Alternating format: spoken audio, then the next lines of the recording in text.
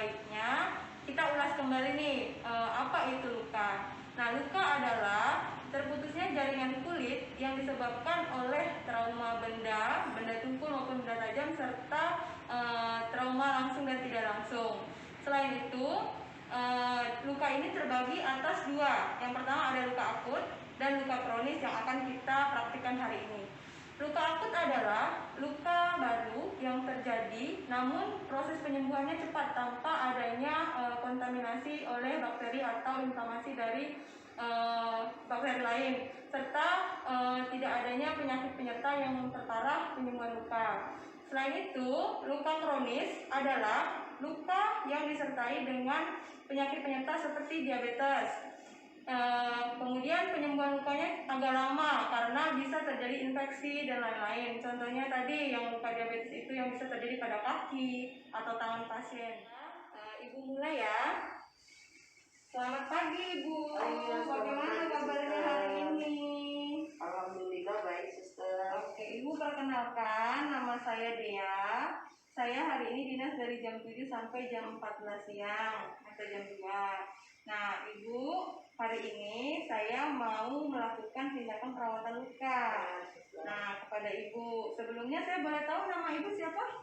Nama saya Ibu Karyati. Ya, tanggal lahirnya berapa Bu? Tanggal 10 November 61, Suster. Oke, udah cocok ya Bu. Nah Ibu, tujuan perawatan luka hari ini yaitu untuk melihat kondisi perkembangan luka Ibu. Lalu kita akan mengganti balutan itu agar mencegah infeksi ya Ibu dan mempercepat penyembuhan luka. Nah, bagaimana Bu? Ini nanti tindakannya kita lakukan di ruangan ini. Ya, mungkin kira-kira waktunya 15 sampai 30 menit. Nah, Ibu apakah sudah sedia? Boleh, Suster, silakan saja, Suster. Oke, baik. Kalau gitu saya pamit untuk cuci tangan dan mempersiapkan alat ya, Bu. Baik, Suster. Pasang head. Kemudian kita tutup steril.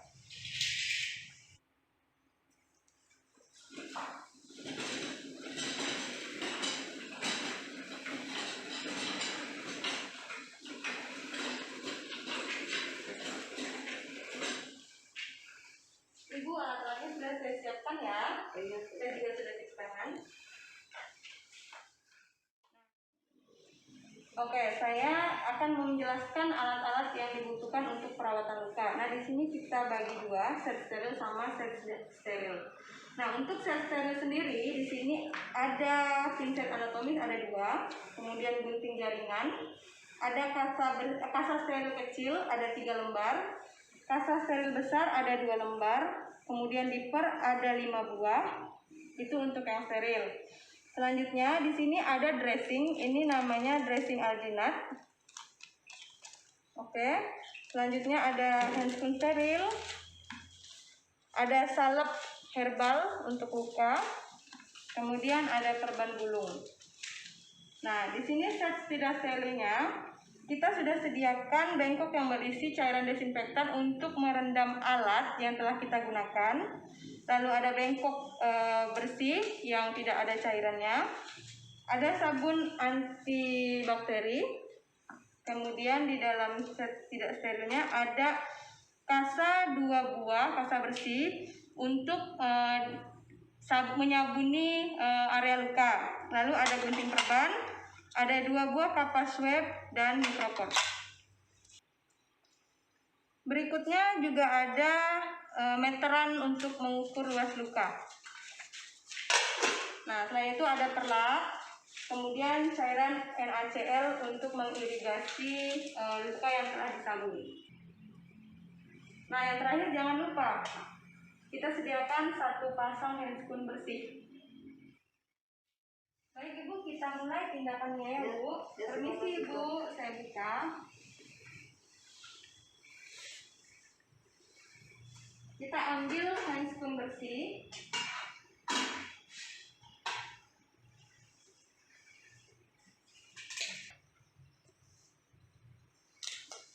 Setelah kita menggunakan handscoon bersih, kita ambil perlat, alaskan di bawah bagian yang akan dilakukan perawatan. Maaf Ibu, angkat kakinya ya Bu, bantu.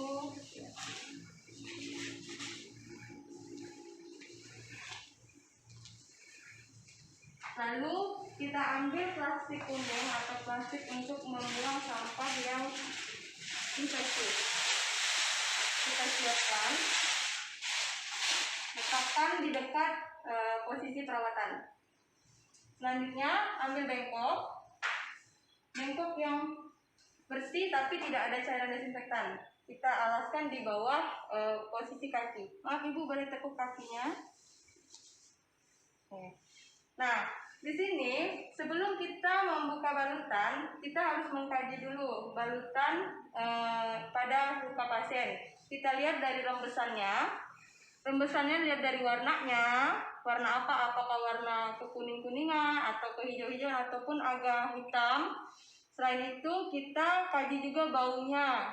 Selain bau kita kaji jumlahnya, berapa banyak cairannya, agar kita bisa menentukan dressing yang akan kita gunakan. Nah, di sini kita buka balutan. Apabila perekatnya ini terlalu kuat menempel pada kulit pasien ataupun pada balutannya, kita bisa menggunakan alkohol swab.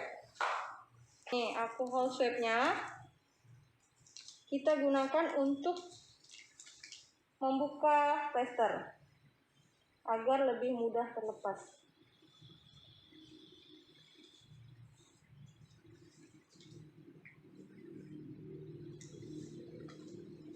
Oke, jangan lupa kita buang sampahnya pada plastik yang sudah disediakan. Dan kita lanjut untuk membuka balutan dengan teknik menggulung seperti ini.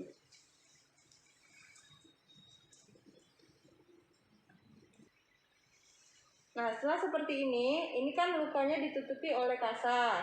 Kita buka pelan-pelan. Apabila kalian menemukan kasa yang terlalu lengket pada permukaan luka, sulit untuk ditarik, jangan dipaksakan karena takut menyebabkan perdarahan. Jadi kita bisa membasahkan atau mengirigasi dengan air. Ini bisa menggunakan NaCl maupun mineral yang bersih atau air bersih. Ini seolah-olah ini lukanya menempel pada kasa. Kita irigasi pelan-pelan, kita buka pelan-pelan. Oke. Nah, kasanya kita buang di plastik infeksius. Selanjutnya, kita mengkaji wound bed atau permukaan luka. Kita lihat di sini apakah terdapat nekrosis. Nekrosis yaitu jaringan mati yang tumbuh pada permukaan luka. Bisa berwarna hitam, kuning, merah ataupun merah muda. Selain melihat dari jenis nekrosisnya, kita bisa merasakan permukaannya apakah lunak ataupun keras, agar kita bisa menentukan teknik debridement yang akan kita gunakan. Apabila permukaan lukanya terdapat nekrosis yang keras, berarti kita langsung menggunakan debridement autolitik, yaitu menggunakan dressing modern. Tapi jika permukaan lukanya terdapat nekrotik yang lembek atau lunak, bisa langsung kita gunakan debridement mekanikal, yaitu dengan menggunakan gunting jaringan dan pinset.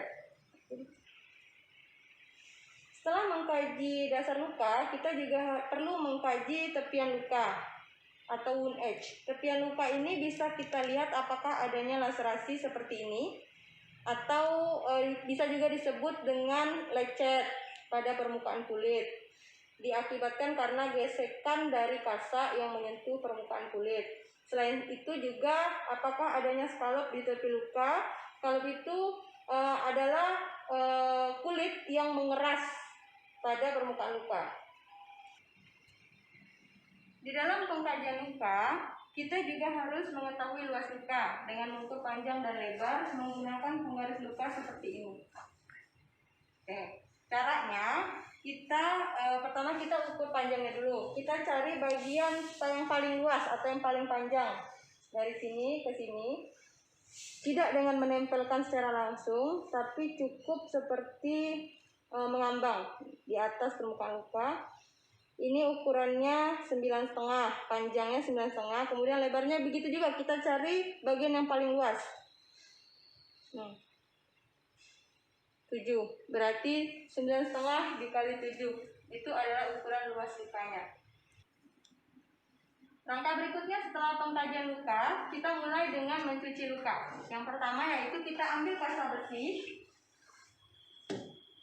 ditetesi sabun antibakteri, lalu kita basahi dengan air. Kita kucek sampai berbusa.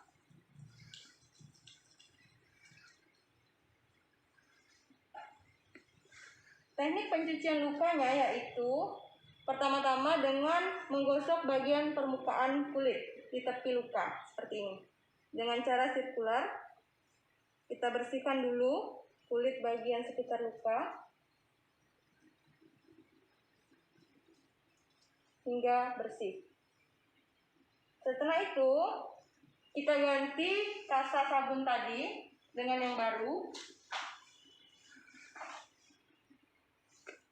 Setelah itu kita ganti dengan kasa yang baru, seperti tadi diberikan sabun, dan kita basahi dengan air, kucek sampai berbusa.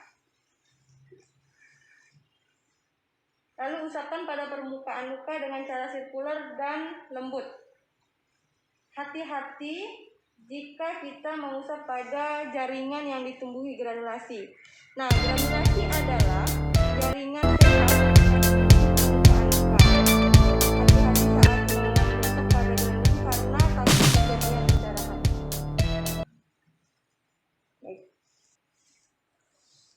bilas luka dengan NaCl ataupun air bersih atau air mineral yang dalam kemasan botol, namun yang belum tersegel, yang masih tersegel ya, kita usap-usap hingga bersih. Berikutnya kita buka set steril. Ini masih menggunakan handscreen bersih, namun tekniknya seperti ini. Kita buka perekatnya pelan-pelan dari ujung. Sorry cuy, keluar cuy. Berikutnya adalah kita membuka set steril masih menggunakan handscreen bersih. Tekniknya seperti ini. Kita buka perlahan-lahan dari ujung sampai bagian bawah, dibuka perlahan. Nah, karena ini dalamnya steril dan kita masih menggunakan handscreen bersih, tekniknya seperti ini. Kita angkat pinsetnya satu.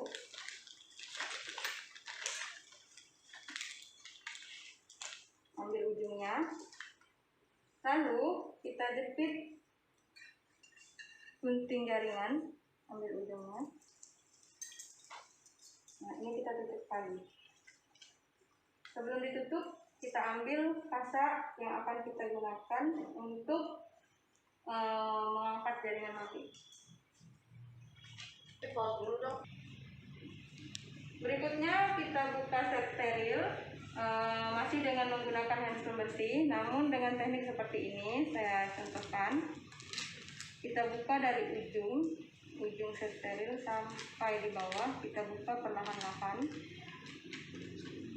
seperti ini.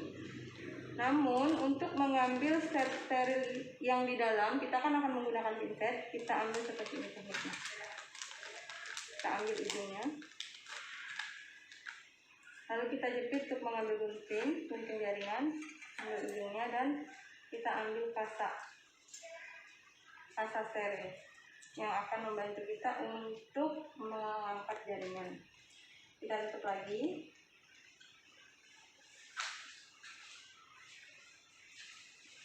Kita letakkan pada permukaan kulit kasanya, lalu kita lakukan debridement dengan mengangkat jaringan mati yang bisa kita angkat, namun jangan dipaksakan apabila nekrosisnya keras, karena untuk mencegah perdarahan seperti ini contohnya.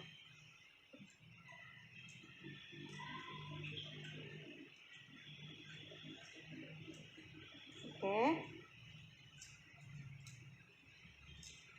Nah, jika terjadi perdarahan sedikit, bisa kita dip seperti ini.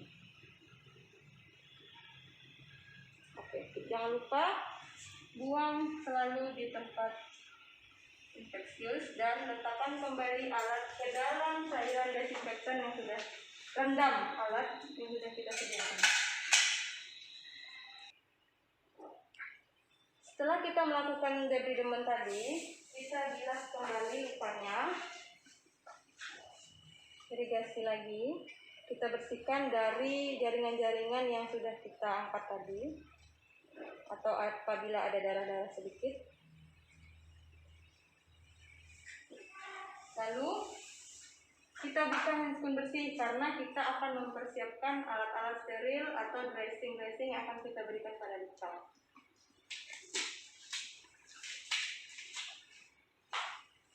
Kita siapkan handscoon steril. Buka handscoon steril. Kemudian buka set steril. Kita buka dressing yang akan kita perlukan, kita keluarkan, letakkan di atas set steril yang sudah terbuka, serta salep yang akan kita gunakan, kita oleskan terlebih dahulu di atas kasa agar memudahkan kita setelah menggunakan handscoon steril.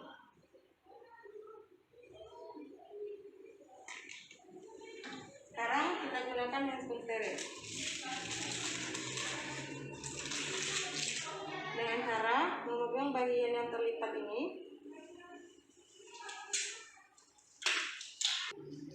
Nah, setelah kita menggunakan handscoon steril, kita ambil dipper secukupnya untuk mengeringkan permukaan luka. Kita dip pelan-pelan hingga kering, dan juga permukaan kulit sekitar luka hingga kering.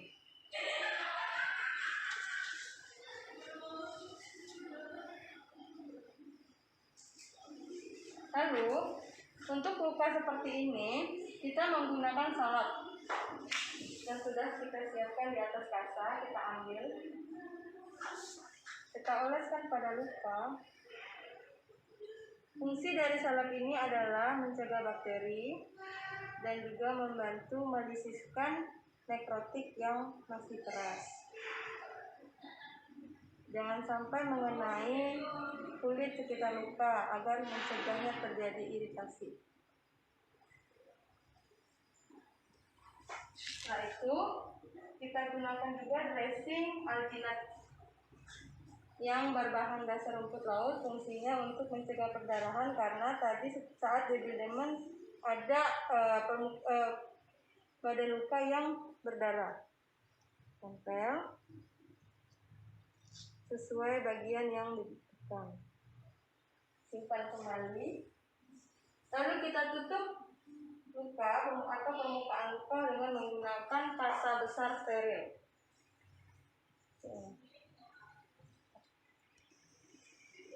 Setelah kita menutup permukaan luka dengan kasa steril yang besar, kita rapikan alat-alat yang telah kita gunakan.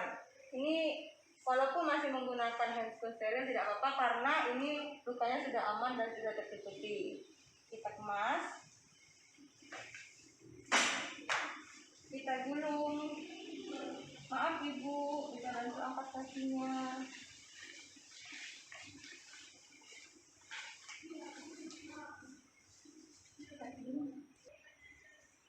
Gulung perlaknya kita simpan. Selanjutnya kita buka perban gulung untuk membalut luka.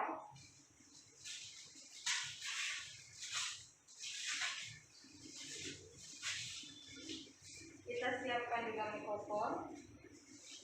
Boleh seperti ini agar memudahkan kita. Jika tadi mikrofonnya susah dibuka, kita gunakan gunting plaster. Selanjutnya kita balut. Ini.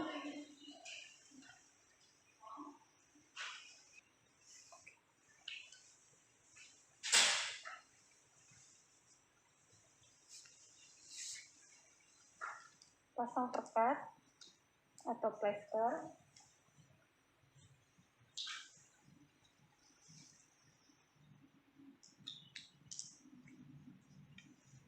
Lalu udah bisa luruskan kakinya dan buka handscoon.